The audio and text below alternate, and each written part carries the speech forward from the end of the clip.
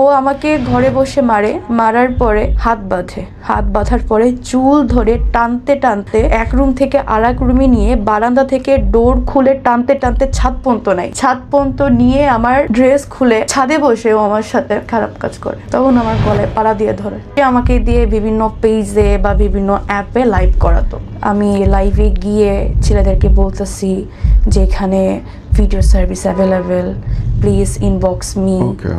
এটা আর কি, মানে তোমাকে দিয়ে উন্মুক্ত ভিডিও দেখানোর। তো আমাকে ওকে টাকা দিছে আমি জানি না, তো সে টাকা পেয়ে আমাকে বলতেছে দেখো অমুক জায়গায় অমুক নাম্বার আছে, ওই নাম্বারে তুমি এত মিনিট দাও। তখন আমি ডিনাই করি যে আমি দিব না। তখন ও আমাকে কিছু গালি দিয়ে বলে তুই দিবি না কেন, তুই ওরে 5 মিনিট দিবি, বুঝোস না? কথাটা ঠিকই এরকম ছিল লাইনটা। একজন আমাকে একটা অ্যামাউন্টের কথা বলেছে, বা ও যে অ্যামাউন্ট নির্ধারণ করেছে তার থেকে আমি একটু কম বলেছিলাম বিধায় সে আমাকে বলতেছে আমি তোর দাম উপরে উঠাইছি, তোর দাম নিচে নামাইতেছি। এভাবে আমরা সৎ উপায়ে বেশি দিন না বাঁচতে পারবো না। আমাদেরকে বড় হতে হলে একটু অসৎ উপায় অবলম্বন করতে হবে। আমাকে তখন এই কাজটার অফার করে। কি কাজ? দেহ ব্যবসার কাজে অফার করে, সে ডিরেক্টলি অফার করে। কি বলছে? হ্যাঁ, তখন আমাকে সে ডিরেক্টলি অফার করে দেখো এভাবে হলে প্রতিদিন আমরা 10,000 টাকা আর্ন করতে পারবো, ইনকাম হবে প্রতিদিন 10,000 টাকা। মরে যাওয়াটা না এত সহজ না। তো একটা পর্যায়ে আমি তাকে বলেছি ঠিক আছে আমি রাজি, তবে আমাকে একটু খেতে দাও। এবং আপনি ওই লোকটার জন্য কাঁদতেছেন। এখন আপনি এটাকে ভালোবাসা বলবেন? যেই হাজবেন্ড পাশের রুমে বসে নিজের ওয়াইফকে জোর করে আরেকটা লোকের সাথে শোয়াচ্ছে, একটা না অসংখ্য মানুষের সঙ্গে দেহ ব্যবসা করাচ্ছে, আপনি তার জন্য কাঁদতেছেন। ভিডিও কলে অসংখ্য মানুষের কাছে আপনাকে খোলামেলা উপস্থাপনা করতেছে এবং বেচতেছে। আপনি বলতে চান এটা ভালোবাসা? এটা ভালোবাসা না। সে হয়তো আমাকে ভালোবাসেনি, কিন্তু আমি তো ভালোবেসে বিয়ে করেছিলাম। আমার মনে না এতটুকু ছিল যে আল্লাহ জনাকে চেঞ্জ করে দেয়। পুরো জায়গাটায় বিশ্বাস করেন শুরুর দিনে যখন বলল তারপর থেকে আজ পর্যন্ত আমার মনে হয়েছে আপনার দোষ। কখনো এরকম শুনেছেন নিজের স্ত্রীকে অন্য একজনের কাছে বিক্রি করে দিচ্ছে কিছু টাকার জন্য? শোনেন নাই তো? গাটা শিউরে উঠবে আজকের এপিসোডটা শুনলে। যারা বিয়ে করতে যাচ্ছেন সেসব বোনদের জন্য খুব জরুরি। একই সঙ্গে সেসব ভাই। ডাক নাম কি আপনার? আমার ডাক নাম মারিয়া সুলতানা। আপনি বলছিলেন আপনার হাজবেন্ড আপনাকে বিক্রি করে দেয় মানুষের কাছে। হ্যাঁ, আসলে আমি ডিভোর্সে ছিলাম। আমার সাথে তার পরিচয় হয় একটা অ্যাপে বা সামাজিক যোগাযোগ মাধ্যমে। এক পর্যায়ে তার আমাকে ভালো লাগে, আমারও তাকে ভালো লাগে। সে আমাকে বলেছিল যে তার একটু আর্থিক সমস্যা আছে, একটু কষ্ট করে চলতে হবে। ঠিক আছে, সমস্যা নেই, আমি অভাবের ভিতরে বড় হয়েছি, আমি সারভাইভ করতে পারবো। তো তাকে ওইভাবে বিয়ে করার প্রথম 1 মাস এমন অবস্থা গেছে আমাদের, আমরা 2 দিন আসলে ঠিকমতো খেতে পারিনি। খাবারের কষ্ট? হ্যাঁ, খাবারের কষ্ট, জামা কাপড়ের কষ্ট, ঠিকমতো বাসা ভাড়াটা বেয়ার করতে পারিনি। সব দিক থেকে এক প্রকার কষ্ট গেছে। তখন আর কিছু উপায় না পেয়ে আমি যেহেতু ইন্টার কমপ্লিট, সেহেতু আমি যেহেতু মার্কেটিং এক্সপার্ট ছিলাম আগে, আমি চাকরি খোঁজার জন্য বের হই। সেও টুকটাক চেষ্টা করে, কিন্তু অতটা না। তার একটাই বক্তব্য ছিল সে কিছুই পারে না, সে কি করবে, সে ইট ভাঙতে তার কষ্ট হয়, সে রিক্সা চালাতে তার মান সম্মান লাগে, সে কিছুই করবে না। আমি তাকে কোনো প্রেশার দিই না। আমি একটা মার্কেটিংয়ে ছোটোখাটো একটা জব অ্যারেঞ্জ করার পরে মোটামুটি একটা পজিশনে আসি। এটা কি বিয়ের পরে? হ্যাঁ, আমি একটা জব অ্যারেঞ্জ করি। সে তখন কিছুই করতো না। আপনাদের বিয়ের সময় কি আপনাদের পরিবার ছিল সাথে? না, বিয়ের সময় পরিবার ছিল না। মানে 2 পরিবারের মতের বাইরে গিয়ে বিয়ে করা? হ্যাঁ, মতের বাহিরে বলতে তার মাকে সে বলেছিল, তার মা ডেনাই করেছিল বিকজ অফ আমি ডিভোর্সি, এর জন্য তার মা রাজি হননি। আর আপনার পরিবার? আমার পরিবার তো রাজি হয়নি। কেন? কেন আসলে তারা আমার ভালোর জন্যই চাইতো যে আমি আরেকটু সময় নিই বা আরেকটু ডেভেলপ হয়ে দেন বিয়ে শাদীর বিষয়টাতে যাই, কিন্তু ওই যে ভালো লেগে যাওয়ার ব্যাপারটা। আপনি বলছেন যে আপনার বিয়ের সময় আপনার মা বাবা ছিলেন না সাথে? জি।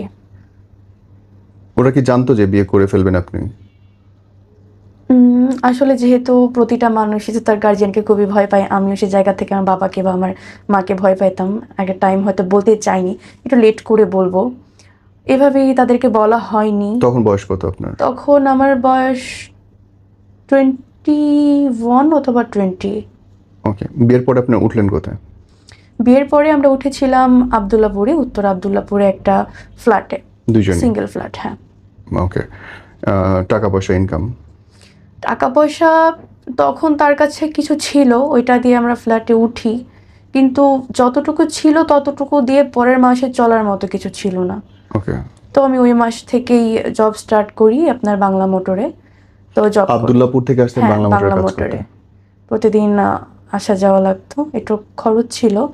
এই জন্য আমি অফিস থেকে স্যারকে আমার অবস্থার কথা বলে আমি বলছিলাম, স্যার আমার একটু সমস্যা, আমার যাওয়া আসার প্রবলেম, আপনি একটু কিছু স্যার কষ্ট করে স্যার আমাকে কিছু অ্যাডভান্স দিতেন।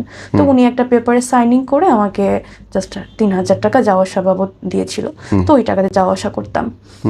তো আমি যখন অফিসে থাকতাম তখন থেকে সে আমার অনুপস্থিতিতে বাসায় মেয়ে আনতো।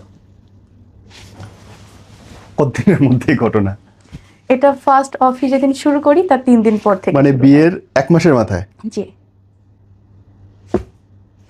কেন? এই প্রশ্নটা আমারও ছিল, কেন? কারা? আসলে প্রথম প্রথম আমি ভাবতাম হয়তো ও বোধহয় কারোর সাথে রিলেশনশিপে আছে, হ্যাঁ। হয়তো ওই জায়গা থেকে। দেখি না, বিভিন্ন টাইম বিভিন্ন মেয়ে আসতেছে।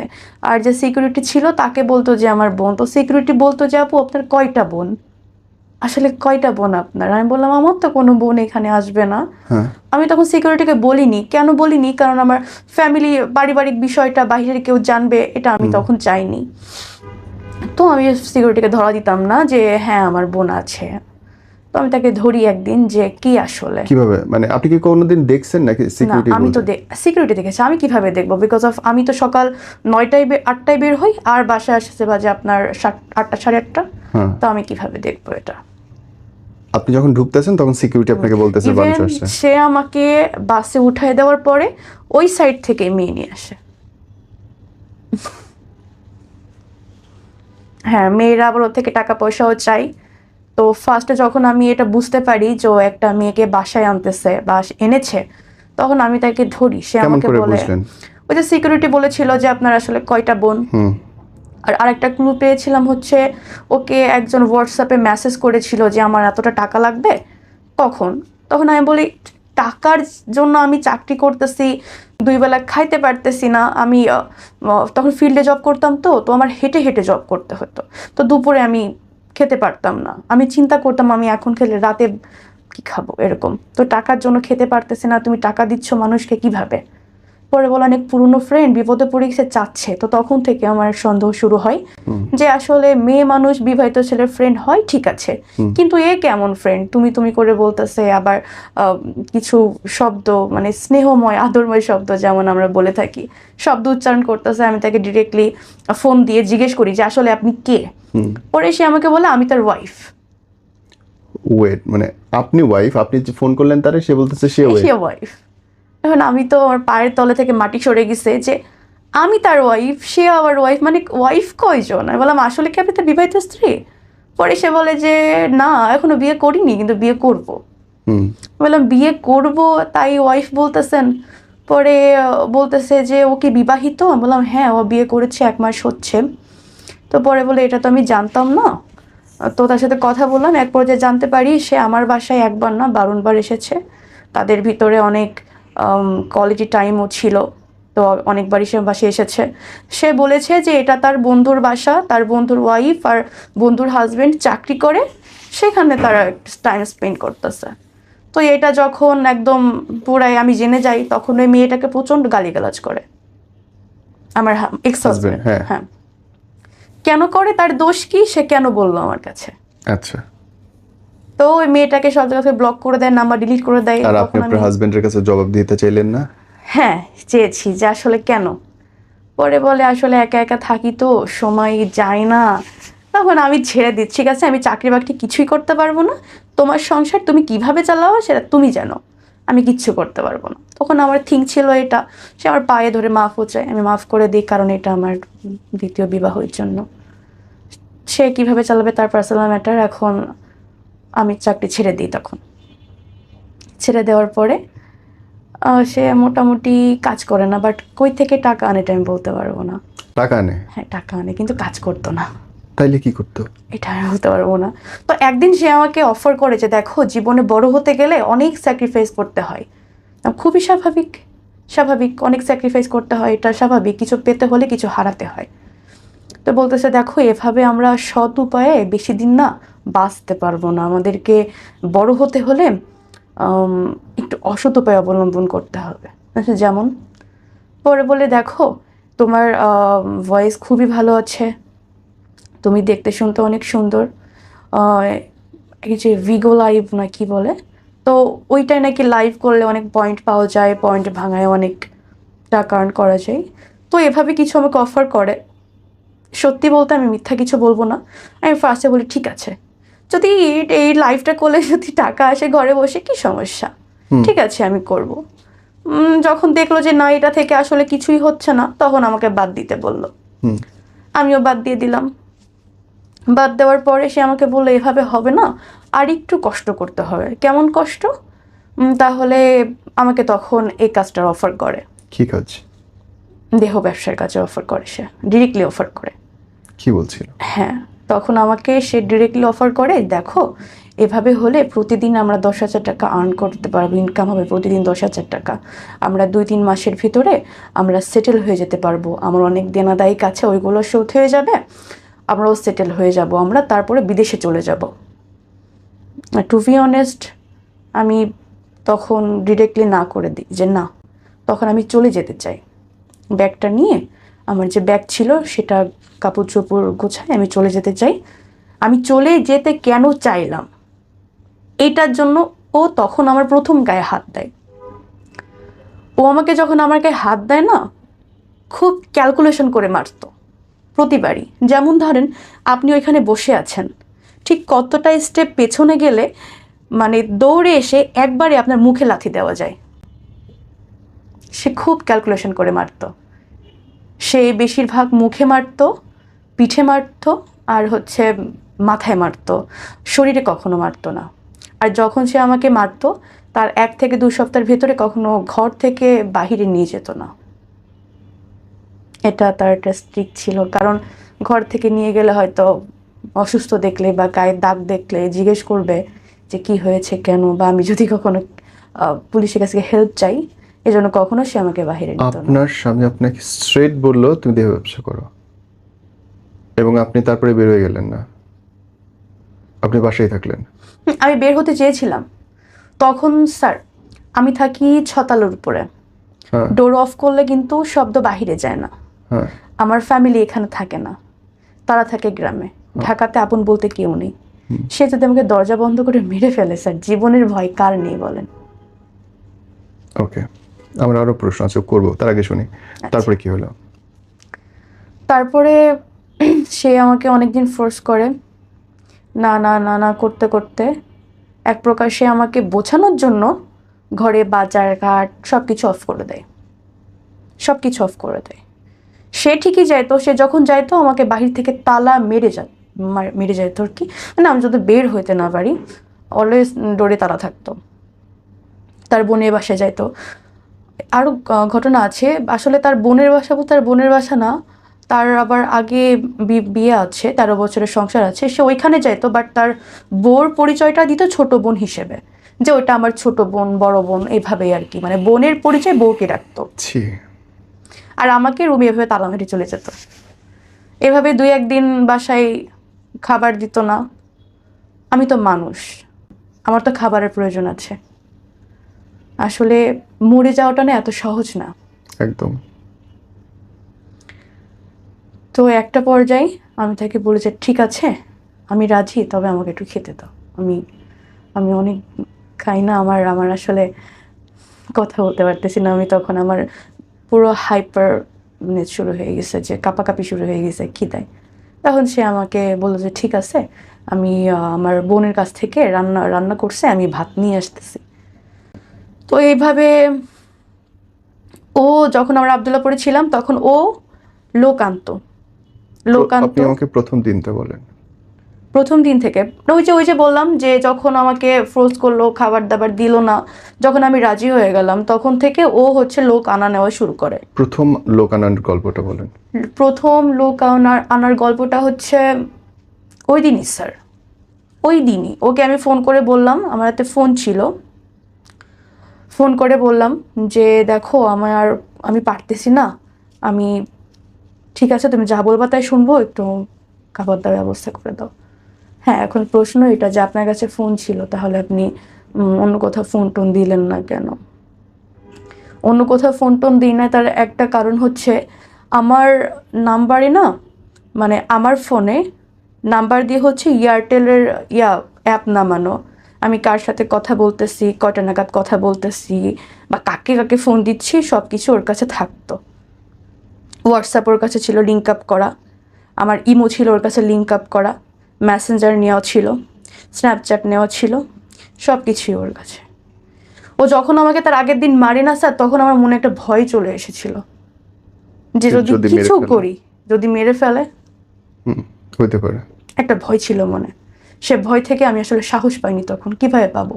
আমাকে সাপোর্ট দেওয়ার মতো কেউ ছিল না। কার কাছে বলবো? ফ্যামিলির কাছে বলবো? ফ্যামিলি তো এই কথা শুনলে নিজে স্ট্রোক করে মরে যাবে। আমার মা, আমার বাবা দুজনে হার্টের রুগী। বলিনি ভয়ে। সেদিন ও আসার সময় লোক নিয়ে আসে, সেদিনই লোক নিয়ে আসে। দেন ফার্স্ট যেটা হয়, টাইম ছিল 1 ঘন্টা, 1 ঘন্টা 5 মিনিট, একটু বেশি হয়েছিল, 1 ঘন্টা থেকে 5 মিনিট। 5 মিনিট বেশি কেন হলো, এর জন্য সে আমাকে আবার মারে। সে আমাকে শুধু মারে না, গরম পানি করছিল, ওই গরম পানি আমার গায়ে ঢেলে দেয়, শুধুমাত্র গোসলের নামে, যে এখন গোসল করতে হবে। সে আমার রুম থেকে আমার চুল ধরে টানতে টানতে টানতে টানতে ওয়াশরুমে নিয়ে যায়, যে তোর এখন গোসল করতে হবে বলে আমার গায়ে গরম পানি ঢেলে দেয়। কিছু বলি না। ওই সময় ও আল্লাহর ছিল উপরে। কোথায়? ওই 1 ঘন্টা ও ছিল কোথায়? রুমে ছিল।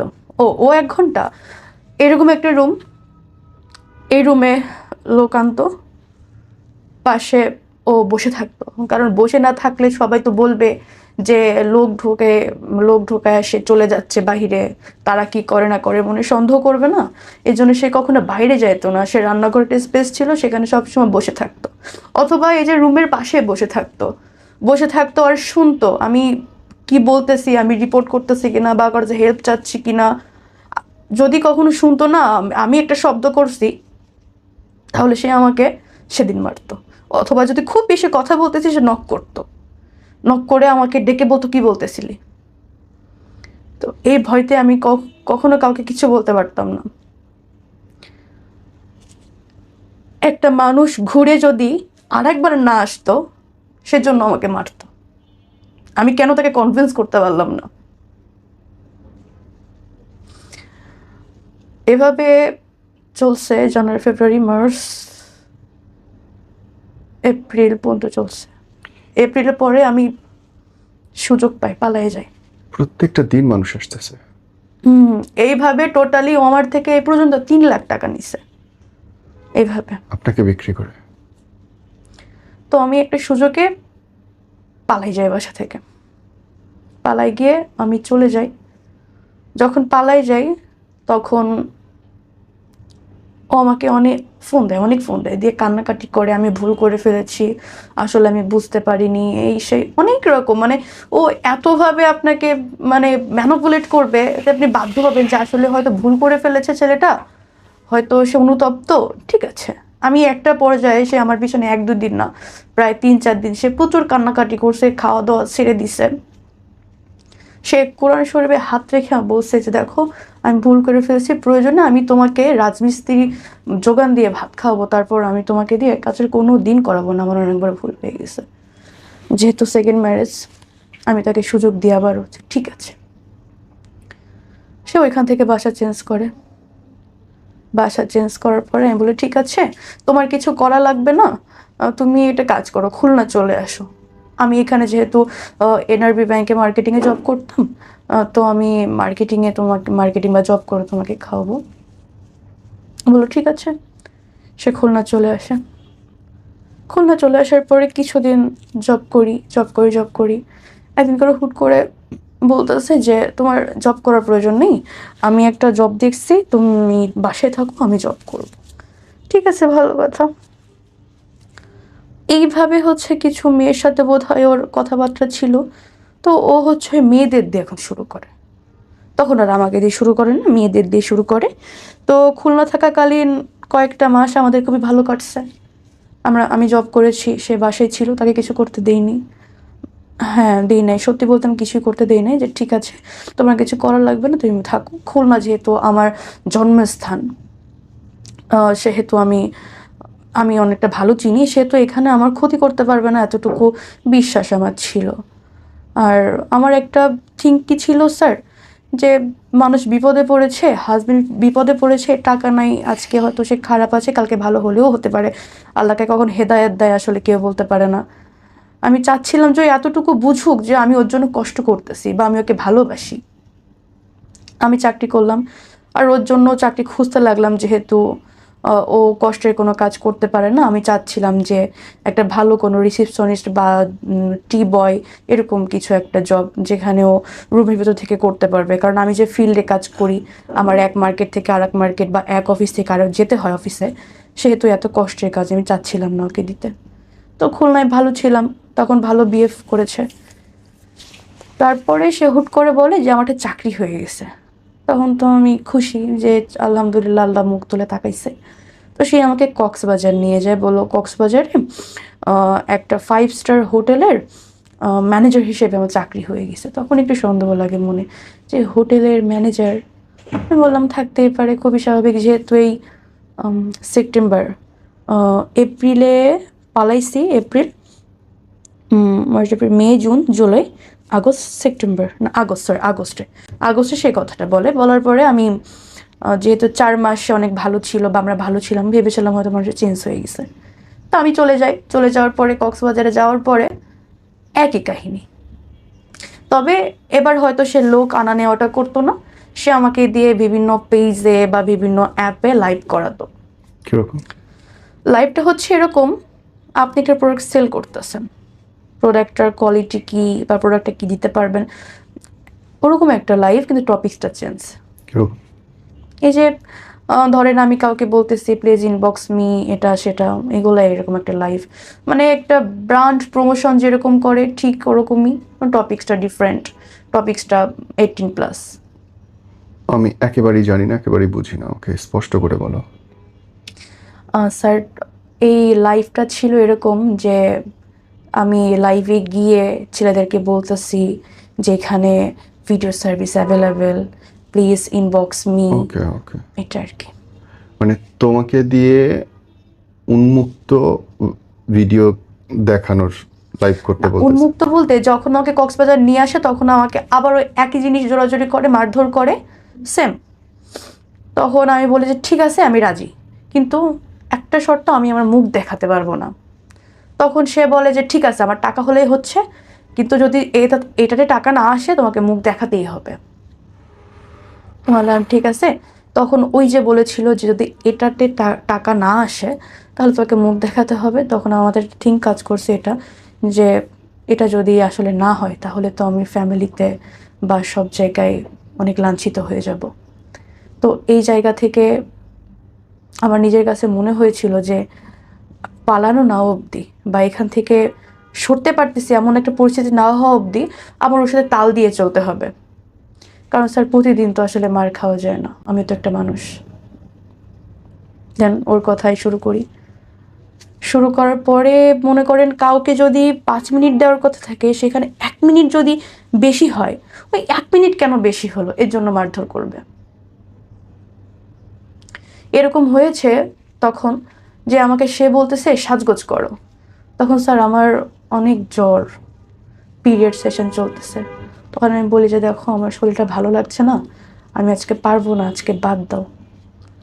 সে বলে যে পারবো না বললে তো হবে না, পারতে হবে, অনেক দেনাদায়ী কাছে করতে হবে। আমি তখন বলি, আমি একটু জোরেই বলি যে আমি পারবো না, আমি করতে আমি আর পারতেছি না।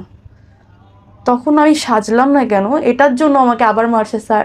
ও ওর মারার যদি আপনি কাহিনীটা শুনেন, ও আমাকে ঘরে বসে মারে, মারার পরে হাত বাঁধার পরে চুল ধরে টানতে টানতে এক রুম থেকে আর এক রুমে নিয়ে বারান্দা থেকে ডোর খুলে টানতে টানতে ছাদ পর্যন্ত নিয়ে আমার ড্রেস খুলে ছাদে বসে ও আমার সাথে খারাপ কাজ করে। তখন আমার গলায় পাড়া দিয়ে ধরে, করবি না কেন? এটা যখন হয় না স্যার, তখন আমার মনে হয়েছিল কি ওর ভিতরের মনুষ্যত্বটা না নষ্ট হয়ে গেছে। ও আসলে আমাকে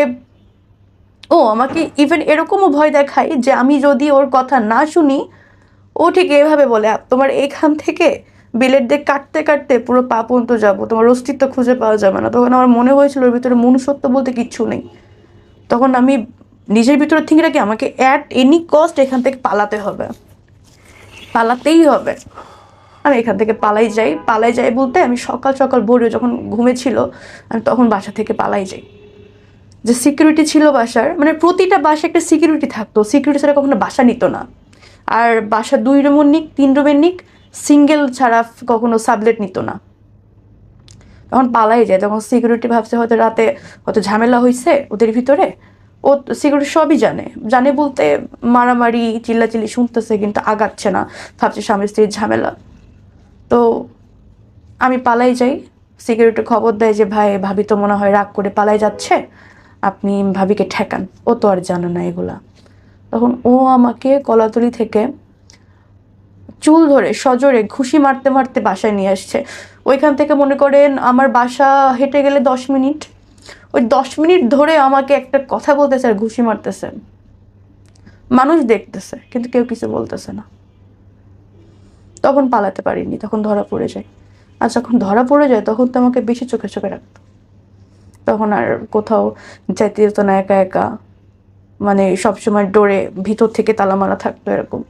আমি যে বাসায় কথাটা বলবো যে একটু কেউ এসে আমাকে নিয়ে যাও, বা তোমরা কেউ বেড়াতে আসবে, অ্যাটলিস্ট বেড়াতে আসলে তো একটা মনের ভিতরে আসান লাগবে যে কোনো টাইমে বলতে পারবো যে আমাকে এখান থেকে নিয়ে যাও। কাকে বলবো? আম্মুকে বলবো। আম্মু আসলো, ও যে আম্মুকে বেড়ে ফেলবে না গ্যারান্টি কি আছে? ওর ভিতর তো মনুষ্যত্ব নেই। ভয়ে ছিলাম যে কাকে বলবো, পুলিশ কল করব, পুলিশ আসতে শুধু আমাকে মেরে ফেলে। তখন আমি আসলে এতটা ভয়ে ছিলাম আমি বলতে পারিনি। এভাবে তখন আমার তো থিঙ্ক ছিল মাথায় যে এভাবে আসলে হবে না, ওর থেকে পালাতে হলে ওর সাথে মিশতে হবে, তারপরে পালাতে হবে। সেম আমি ওর সাথে মিশে যাই, ও যা বলে তাই শুনি, যেভাবে বলে সেভাবে শুনি। ইভেন ওকে খুব ভালো ভালো রান্না করে খাওয়াই। আর একটা বিষয় কি স্যার মাঝখানে বলি, এটা এই যে বিয়ের কয়েকটা বছরে না ও আমার সাথে এত কিছু করেছে, আমি তখনও পর্যন্ত ওকে না আমি কখনো হাত দিয়ে নিজের হাতে খেতে দিইনি। আমার না মনে হতো যে আমি যে নিজের হাতে খেতে দিচ্ছি না বা ওকে এত ভালোবাসা দিচ্ছি, ও অন্তত এ ভালোবাসার জন্য চেঞ্জ হয়ে যাক। যে ওকে একটা মেয়ে এত ভালোবাসতেছে, ওকে তো আমি আমার জীবন যৌবন টাকা পয়সা সব কিছুই দিচ্ছি, ও চেঞ্জ হয়ে যাক, অন্তত এটার জন্য চেঞ্জ হয়ে যাক যে মেয়েটা আমাকে ভালোবাসে। চেঞ্জ হয়নি। আমি ওইখান থেকে সুযোগ বুঝে আবার পালাই যাই। আবার পালাই যাওয়ার পরে কয়েকটা দিন যাই, যেহেতু ডিভোর্স দেওয়াটা তো সহজ না, ডিভোর্সে একটা সময় লাগে বা টাকার ব্যাপার স্যাপার আছে। আমার হাত ফাঁকা ছিল, তখন কোনো রকমে ঢাকায় আসি। এসে একটা পোস্ট করি যে আমার আর্জেন্ট থাকার জায়গা প্রয়োজন, আমি একটা মেয়ে মানুষ বিপদে পড়ে এসেছি, যদি কোনো হৃদয়বান ব্যক্তি থাকেন আমাকে একটু থাকার জায়গায় সাহায্য করবেন, হোস্টেল বা কোনো একটা ম্যাস হলে খুবই ভালো হয়। হয়তো আমি আপনাদেরকে ভাড়া এখন দিতে পারবো না, আমাকে একটু সময় দিতে হবে, স্যালারি পেলে দিয়ে দিব এমন কিছু। তো একজন নক করে বলে যে আমার এখানকার রুম আছে, বেড আছে, মেয়েরা থাকে, আপনি থাকতে পারেন। আপনি কোথায় জব করেন? আমি বললাম স্যার আমি এখানে জব করি না কিন্তু খুঁজতেছি। বললো ঠিক আছে, আমার এখানে ভ্যাকেন্সি আছে, আপনি আমার এখানে ঢুকে পড়েন মার্কেটিংয়ে, আর আপনি আমার এখানেই থাকেন। তো এভাবে জয়েনিং করার পরে সে আমাকে বলল যে আপনি 6 মান্থের ভিতরে জব ছাড়তে পারবেন না, আর আপনার রিয়েল সার্টিফিকেট দিতে হবে। তখন আমার বললাম যে স্যার না, তাহলে প্রয়োজন নেই, কারণ 6 মান্থ আসলে আমি ঢাকায় স্টে করব কি করব না এটা তো আমি জানি না। আর রিয়েল সার্টিফিকেট বলতে আমি 6 মান্থের ভিতরে জব ছেড়ে দিলে সে আমার সার্টিফিকেট দিবে না। তো এভাবে আমি যাই নাই চুক্তিতে, আমি জবটা ছেড়ে দিয়ে আরেকটা জব খুঁজি। এর ভিতরে সে অনেক কান্নাকাটি দিতে চায়। কে? Ex husband. আচ্ছা, এরকম ফ্যামিলি থেকে বারবার ফোন আসে, ওরা তো আর জানে না এগুলা। ফ্যামিলি থেকে বারবার চাপ আসছে যে তখন তারা আমাকে ব্লেম করতেছে যে আমি কতটা খারাপ হলে বিয়ে করি আর ছাড়ি, যেহেতু আমি ডিভোর্সে ছিলাম ফার্স্টে, সেকেন্ড ম্যারেজ করেছি, ছেড়ে দিচ্ছি। তো তাদের জায়গা থেকে, আর আমার ফ্যামিলিতে কিছু মানুষ আছে যাদের কাজই চর্চা করা, নট অনলি মাই মাদার, আমি আমার মামুর কথা বলছি না, আরও কিছু পার্সন আছে তাদের কাজই চর্চা করা। তো তারা আর কি সুযোগ পেয়ে যায় কথা বলার, বিভিন্ন রকম কথা বলে। বাসা থেকে চাপ আসতেছে যে ও দিচ্ছে, মরে যাচ্ছে, এরকম। তো ফার্স্ট আমি তাকে ফোন দিলাম, দিয়ে বললাম যে এগুলো কী শুরু করছেন আপনি? আপনার সাথে হয় না, আমি তো আপনার কোনো ক্ষতি করিনি, আমি তো কি এখান থেকে বের হয়ে থানায় যাইনি, তাহলে আপনি এগুলো কেন শুরু করতেছেন? পরে বলে যে আমি ভুল করে ফেলছি, আবারও আমি এরকম আর ভুল করব না, তুমি দরকার পড়ে স্ট্যাম্প করে নাও, আমি এরকম ভুল আর করবো না, তুমি যদি আমাকে ফিরিয়ে ধরে দিব। আমি ফোন কেটে দিই। ফোন কেটে দেওয়ার পরে ওর মা আমাকে ফোন দেয়। ওর মা আমাকে ফোন দিয়ে বলে যে আমার ছেলে হয়তো ভুল করে ফেলছে, আমি ওর মা হিসেবে তোমাকে কথা দিচ্ছি এরকম ভুল আর করবে না, তুমি আমার মুখের দিকে তাকিয়ে ওকে এবার ক্ষমা করে দাও, আর এরকম কিছু করবে না। আমি সবার কারো কথা শুনিনি, আমি ইগনোর করতেছি। পরে একটা টাইম শুনি দূরে দিচ্ছে। এখন ফ্যামিলি থেকে আমাকে বলতেছে যে যদি ওর কিছু হয়ে যায় দায়ভার কি তুই নিবি, এটা সেটা। ওর মা কান্নাকাটি করতেছে যে আমার ছেলে ভুল হয়তো করেই ফেলছে, তোমাকে জায়গা লিখিয়ে দিব, মানে যত রকম প্রলোভন দেখানো যায় আমাকে তত রকম দেখাচ্ছে। কিন্তু স্যার আমার কখনো টাকা পয়সার লোভ ছিল না, কখনোই ছিল না। তখন একটা সময় সে তার মৃত বাবার কসম খায়, সে বলে যে আমি তোমাকে স্ট্যাম্প করে দিব, আমি কখনো তোমাকে মারবো না, কখনো এগুলো করাবো না, বা হচ্ছে আমি তোমাকে আমার জায়গা লিখে দিব, জায়গা জমি লিখে দিব যাতে তোমার একটা সেফটি থাকে। আমি বললাম ঠিক আছে, তাহলে আমি ওইখানে যেতে পারবো না, কক্সবাজারের হবে না, আমি ঢাকা একটা জব নিছি, তোমাকে লাস্ট বারের মতো সুযোগ দিচ্ছি, তোমার তো লাস্ট বারের সুযোগই আছে, তুমি যদি এবার ভালো না হও এবার কিন্তু তুমি আর সুযোগ পাবে না। আমি আসলেই বোকার মতো সুযোগ দিচ্ছিলাম। ভালোবাসতাম তো প্রচুর। ভুলে যায় আসলে মানুষ, দুইটা ভালো কথা বললে, একটু হাসি মুখে কথা বললে ভুলে যায় অনেক কিছু। আমিও তাকে আবারও সুযোগ দিই লাস্ট বার বলে। মাঝে আমার ডেঙ্গু পজিটিভ হয়, অনেক অসুস্থ ছিলাম। সুস্থ হওয়ার পরে আমরা আবার 8 নম্বরে বাসা নিই। 8 নম্বরে বাসা নেওয়ার আগ পর্যন্ত সব কিছু ঠিকঠাক ছিল।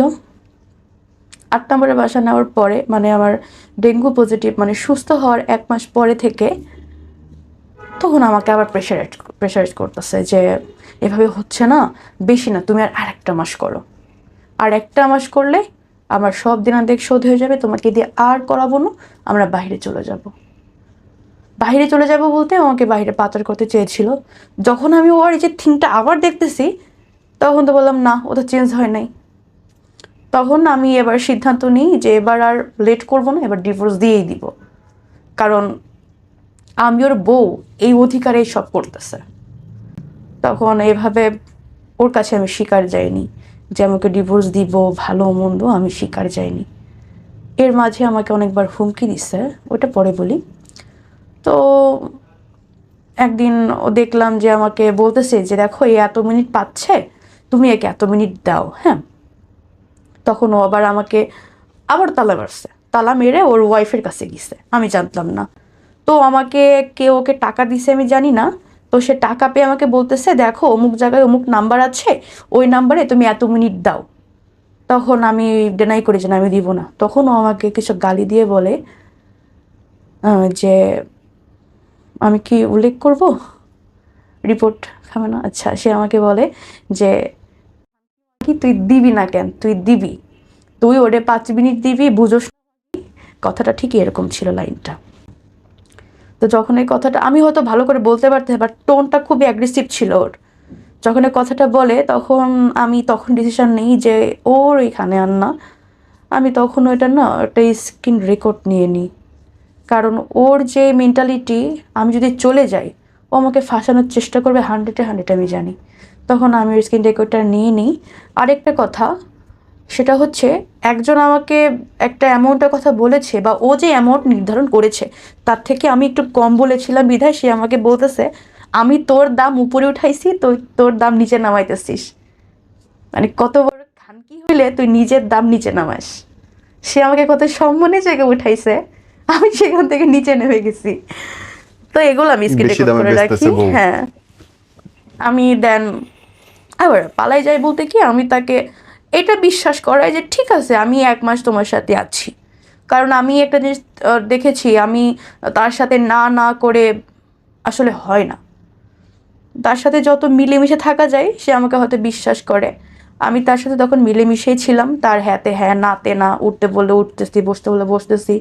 এভাবে একদিন পালাই যাই, তখন আমি একেবারে সিদ্ধান্ত নিই যে আমি ডিভোর্স এবার দিয়েই দিব, ডিভোর্স দিয়ে দিব। আসলে আমি পালাই যাই, সে তাকে আমি বললাম যে দেখো ভালোই ভালোই বলতেছে আমার লাইফ থেকে চলে যাও, এতদিন সহ্য করছে এখন আর না, আমি কিন্তু আবার পুলিশের কাছে যাব। পরে আমার অনেক গালিগালাজ করে যে আমি তখন পালাই গিয়ে আমি আমার আপুর বাসায় ছিলাম।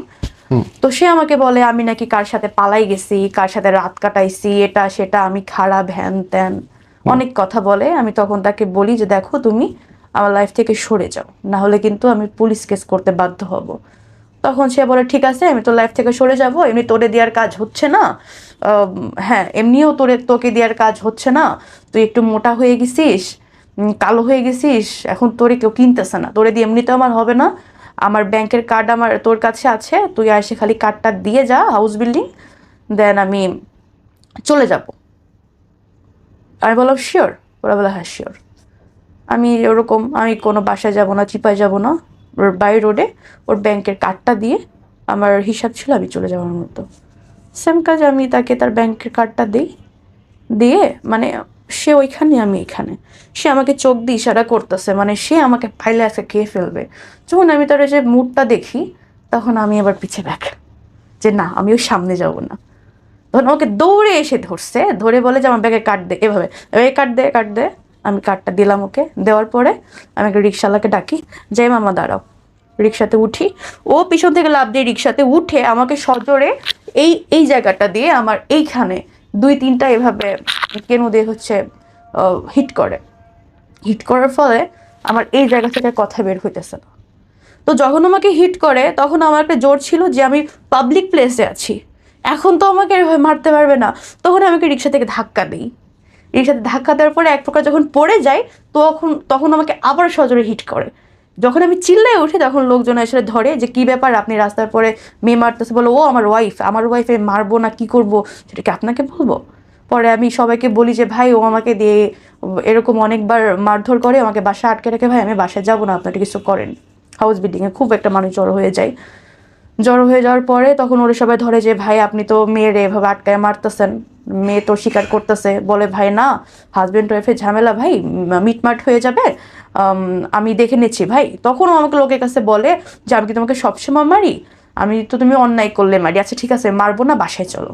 আমি বলি যে ভাই আপনি তো দেখেন আমি বাসায় যাবো না, ও বাসায় গেলে ভাই এটার জন্য আবার মারে বাসায় যাবো না। পরে সবাই বলতেছে যে ভাই আপু আপনার হাজব্যান্ড ওয়াইফের ঝামেলা আপনার বাসায় গিয়ে মিটান, স্বাভাবিক বলবে। তো আমি বললাম স্যার আমি বাসায় যাবো না। তো এইভাবে বাসায় যাবো না করে ডানে গেলে সে ডানে যাচ্ছে, বায়ে গেলে বায়ে যাচ্ছে, সে আমাকে ছাড়বেই না। বেশ ভালো কথা, এই যে ও আমাকে রাস্তার পরে মারধর করছে এই কথাটা আমার ফ্যামিলি পর্যন্ত যায়। তখন আমার ফ্যামিলি থেকে বাবা মা ফোন দিয়ে তাকে ওয়ার্নিং দেয় যে আমার মেয়ে কিন্তু আগে সংসার ছেড়ে আসছে শুধুমাত্র মারধরের জন্য, তাই না? তুমি যদি এভাবে মারধর করো তাহলে বিষয়টা কেমন হয়ে যায় না, তুমি নেক্সট টাইম কখনো আমার মেয়ের গায়ে হাত দিও না। তখন ফার্স্ট টাইম ফ্যামিলির কাছে একটা রিপোর্ট যায় সে আমাকে মারছে।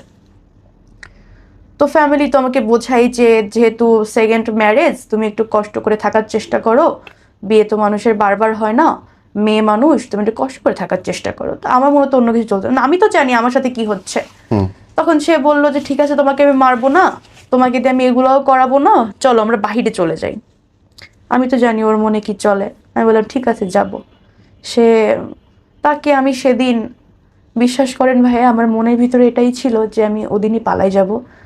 তাকে যত রকম ভালো বিহেভ করা যায় সেদিন আমি তাকে অনেক পদে রান্না করে খাওয়াইছি, সেদিন আমি তাকে নিজে গোসল করাই দিছি, সেদিন আমি তাকে নিজে রেডি করাই দিছি।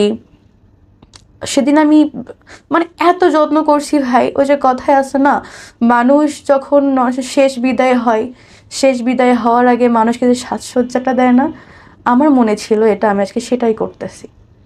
ইভেন সে যখন চলে যাবে ভাই, আমি তাকে মানে সে ট্যুরে যাবে, সে ট্যুরের জন্য রেডি হচ্ছে, সে ট্যুরে যাবে 2-3 দিনের জন্য।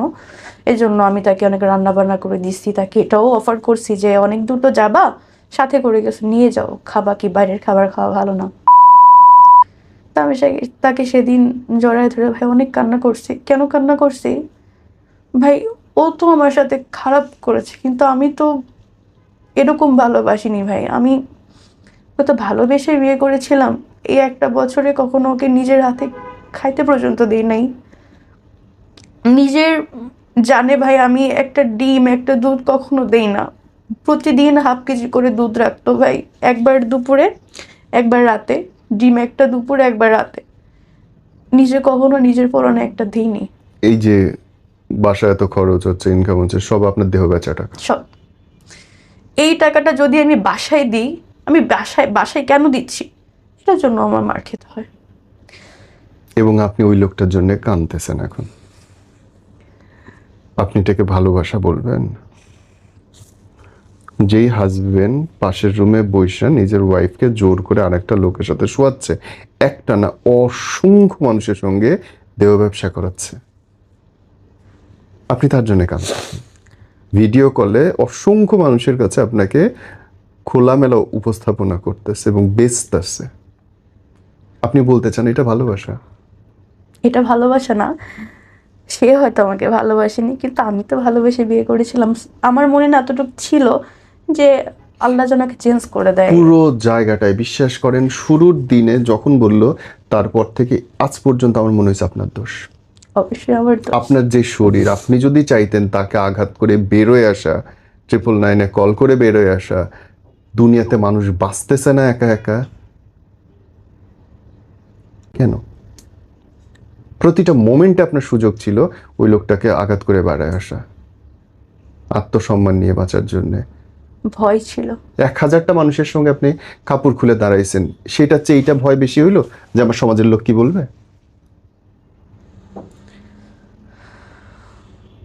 কি লজিক এটা? জীবনের একটা ভয় ছিল, হয়তো মেরে ফেলবে, ভয়ে কিছু করতে পারি। এইটা বাঁচা? এটা বাঁচা না, এটা তো মরে যাওয়া, জীবিত লাশ। আপনার ভিডিও মানুষের কাছে ঘুরতেছে, আপনার ছবি মানুষের কাছে ঘুরতেছে, আপনি বলবেন এটা বাঁচা? ইচ্ছা করে।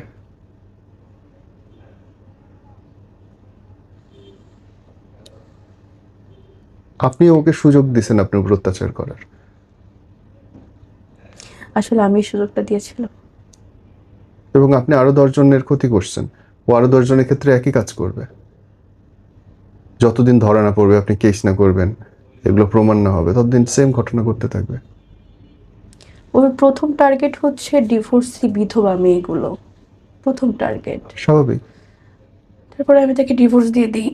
ডিভোর্স দেওয়ার পরে যেহেতু সে আমাকে দিয়ে কাজগুলো করিয়েছে, আমার একটা মান সম্মানের ব্যাপার আছে, একটা ফিউচার আছে, আমি তাকে বলি যে দেখো, তোমার সাথে আমার বনিবনা হয়নি, তুমি যে কাজগুলো করেছো আসলে আমি আর নিতে পারতেছি না, আমি তোমার সাথে থাকতে চাই না, ডিভোর্স লেটার পাঠিয়ে দিয়েছি, দেখে নিও, চেক করে নিও।